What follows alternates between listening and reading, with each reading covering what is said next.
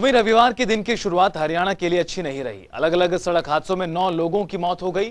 भवानीखेड़ा, इंद्री, चरखीदादरी, यमुनानगर में हुए सड़क हादसों में लोगों की जान गई। भवानीखेड़ा में 3 लोगों की मौत हुई तो वहीं यमुनानगर में 4 लोगों की जान गई।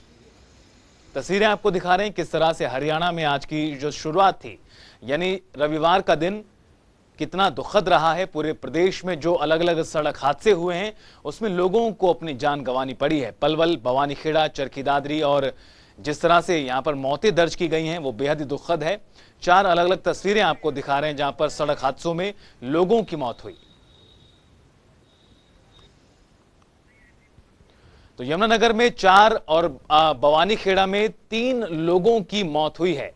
हालांकि अधिकतर जगहों पर इसी तरह की जानकारी सामने आई है कि तेज रफ्तार और अनियंत्रित होने की वजह से वाहन टकराए हैं, लेकिन दुखद बात यह है कि लोगों की इसमें जान गई है।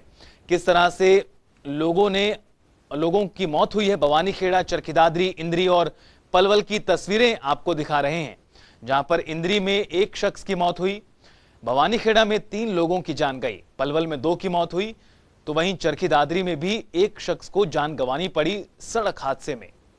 हादसों का रविवार कहा जाए तो गलत नहीं होगा, क्योंकि जिस तरह से प्रदेश के अलग अलग इलाकों से जो तस्वीरें सामने आई हैं बेहद ही दुखद हैं, क्योंकि रविवार का दिन अक्सर छुट्टी का दिन है और लोग बाहर निकलते हैं समय गुजारने के लिए, लेकिन जब रविवार इस तरह का बनता दिखे तो बेहद दुखद है।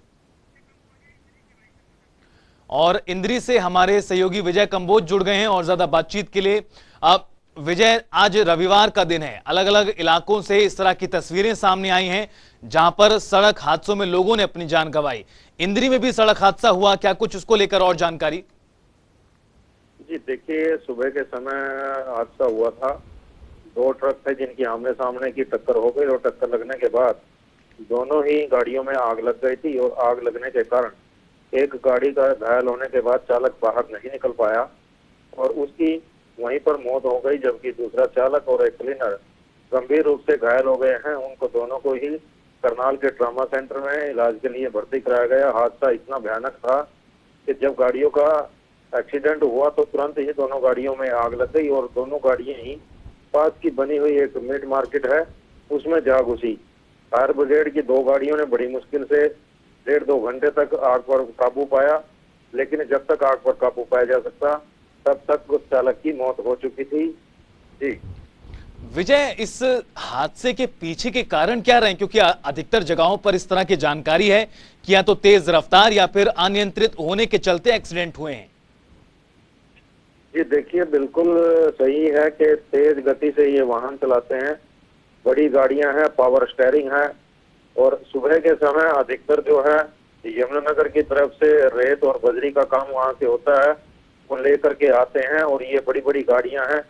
क्योंकि उस समय जो है सुबह के समय रोड खाली रहता है, दूसरे वाहन नहीं होते, इसलिए पूरी तेज गति से गाड़ी चलाते हैं।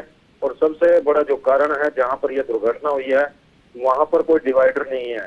पीछे से 4 लाइनिंग है, करनाल की तरफ से भी 4 लाइनिंग है, लेकिन वहां पर आकर के 4 लाइनिंग खत्म हो जाती है, जहां पर कई बार तो जो वाहन चालक है अपनी दिशा भटक जाते हैं। और जिस प्रकार से आज भी ये घटना हुई है, कहीं ना कहीं इसमें तेज गति और कहीं डिवाइडर का ना होना, ये दोनों ही कारण इसमें बताए जा रहे हैं। बिल्कुल विजय, लेकिन दुखद ये घटना कहीं ना कहीं सामने आई है। शुक्रिया इस तमाम बातचीत के लिए। और पलवल से हमारे साथ हमारे सहयोगी भगत तेवतिया जुड़ गए हैं। भगत, आज पलवल में सड़क हादसा हुआ, 2 लोगों की इसमें जान गई है। इस घटना को लेकर और क्या कुछ जानकारी विस्तार से बताएं।